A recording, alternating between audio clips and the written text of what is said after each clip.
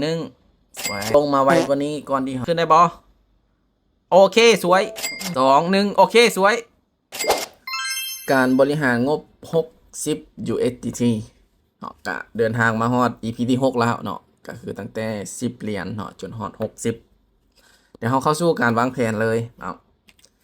1คือเก่าเนาะตั้งเป้าหมายกำไรนี่เอา 10% 20%คือเก่า20%ของ60 เหรียญเนาะก็เท่ากับ12 เหรียญ10%อยู่ที่6 เหรียญเนาะ20%ก็12 เหรียญเก็บมือหนึ่ง2-3 หอบเนาะถือว่าโอเคละ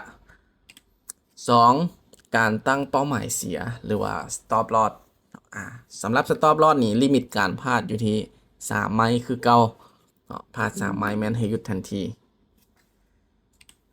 ต่อมาข้อที่3เนาะเมื่อวางแผนตั้งเป้าหมายได้เป้าหมายเสียแล้วต่อไปก็คือการเดินเงินนี่เริ่มต้นเดินอยู่ที่6 เหรียญคูณมาเป็น8คูณมาเป็น17ถ้าพลาดเกิน3นี่แน่นอนเขาจะได้กำไรตามเป้าถ้าพลาดเกิน3 ไม้หรือว่าพลาด3 ไม้ติดแมนเขาจะเสียอยู่ที่31 เหรียญเมื่อวินทุกครั้งให้กลับมาเดิน6 เหรียญเสมอนี่เป็นวิธีการคูณเงินเดินเงิน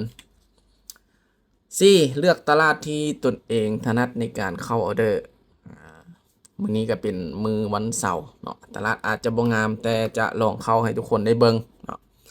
เลือกตลาดที่ถนัดเนาะ5เลือกเทคนิคที่เข้ากับตลาด6เทรดตอนที่อารมณ์ดีตอนนี้ก็เข้ามาอยู่ที่หน้ากระดานเทรดของ XR Trade เป็นที่เรียบร้อยเนาะอยู่ในหน้ากราฟของ Dogecoin สำหรับต้นทุนแน่นอนเนาะการบริหารงบ60ก็คือเราจะใส่ทุนอยู่ที่60 เหรียญ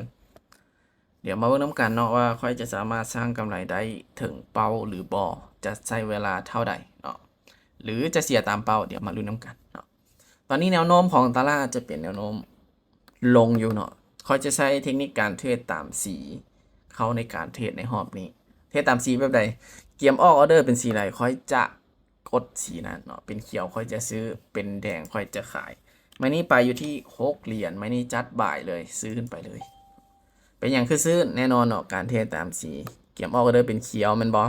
ค่อยจะซื้อเกียมออกออเดอร์เป็นแดงค่อยจะขายเดี๋ยวมาเบิ่งน้ำกันออเดอร์แรกเนาะเดี๋ยวมาเบิ่งน้ำกันว่าจะสามารถปิดให้เขาได้บอโอ้อย่าฟาวได้อย่าฟาวได้แห้งขายอย่าฟาวมา3 2 1ไว้โอเคถือว่าออเดอร์แรกแหกมานไปเมื่อวินทุกครั้งจะเดิน6เสมอเดิน6เสมอไปเรื่อยๆออเดอร์แรกแหกมานไปละเดี๋ยวเบิ้งกันที่ออเดอร์ที่2นะออเดอร์ที่2โอ้ตอนนี้นิ่งแหงบ่มีวอลุ่มซื้อขายเข้ามาโอเคตอนนี้แหงซื้อเข้ามาแล้วมานี่จัดบายเลยเนาะเกียร์บอกออเดอร์เป็นอ้าวดีดเนาะเจ็บหัวเลยเนาะว่าจะเทศตามสีเนาะกดซื้อตอน5 วิเนาะตอนที่มันยังเป็นแทงเขียวอยู่กดปุ๊บมันดีดมาเป็นแดงปั๊บเลยโอ้เสียดายแหงไหมนี่เนาะคำว่ามันดีดลงมาแดงไวกว่าจะกดขายอยู่เนาะแต่ว่าเปลี่ยนตอนท้ายเนาะถือว่าไม่นี่เฮาน่าจะพลาดไปละเนาะโอ้เป็นยังไม่นี่คูณเงินไว้ท่าเลยน่าจะขึ้นบ่ได้ละเนาะคูณเงินมาเป็น8เนาะโอ้เสียดายเนาะเมื่อกี้มันลงมาไวกว่านี้ก่อนที่เขาจะกดนี่เขากดขายลงไปนี่ก็น่าจะวินงามๆเลยเนาะพอดีกดซื้อปุ๊บมันดีดลงมาเป็นขายตอนท้ายซ้ำเนาะโอเคบอกเป็นยังถือว่าเขาพลาดไปเดี๋ยวไม่นี้จะกดประมาณ2-3 วินาทีเอาเนาะเพื่อบ่ให้มันมีการเปลี่ยนแปลงตอนท้ายคือเมื่อกี้เนาะ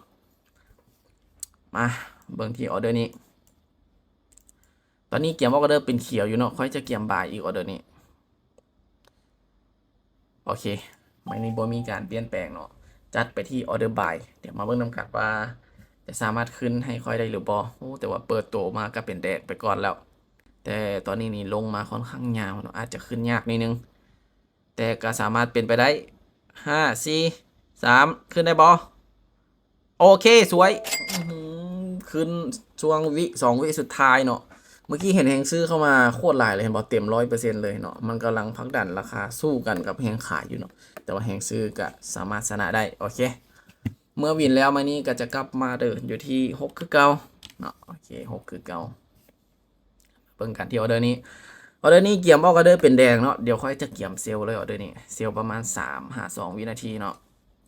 โอเคแม่นี้จัดเซลล์เลยขายลงมาเลยเนาะเดี๋ยวมาเบิ่งน้ำกันว่าออเดอร์นี้จะสามารถปิดแดงให้ค่อยได้บ่ถ้าว่าแม่นี้สามารถลงมาปิดแดงได้ก็ถือว่าค่อยจะกำไรตามเป้าเลยเนาะถ้าว่าลงบ่ได้ก็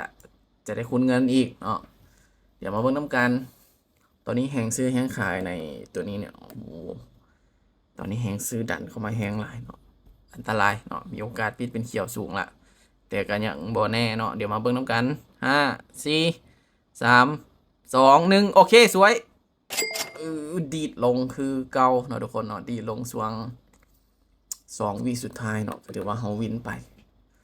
เป้าหมายเฮาตั้งไว้อยู่ที่20%เนาะหรือ12เหรียญแต่ตอนนี้เฮากำไรมาอยู่ที่13เหรียญเนาะ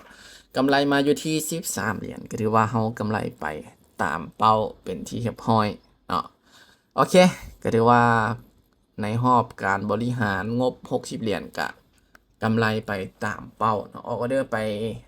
ประมาณ4ออเดอร์เนาะทุกคนเนาะ4ออเดอร์บ่เฮาวินไป3,100เนาะก็ถือว่าเป็นวินเรทที่ค่อนข้างโอเคเลยเนาะโอเคย้ำว่าสุดท้ายเนาะทุกๆการลงทุนมีความเสี่ยงเนาะใครที่ยอมรับความเสี่ยงบ่ได้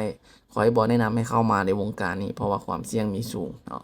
ผู้ใดที่ยอมรับความเสี่ยงได้อยากเข้ามาศึกษาเรียนรู้ขอให้พร้อมให้คำแนะนำเนาะสำหรับคลิปนี้บ๊ายบาย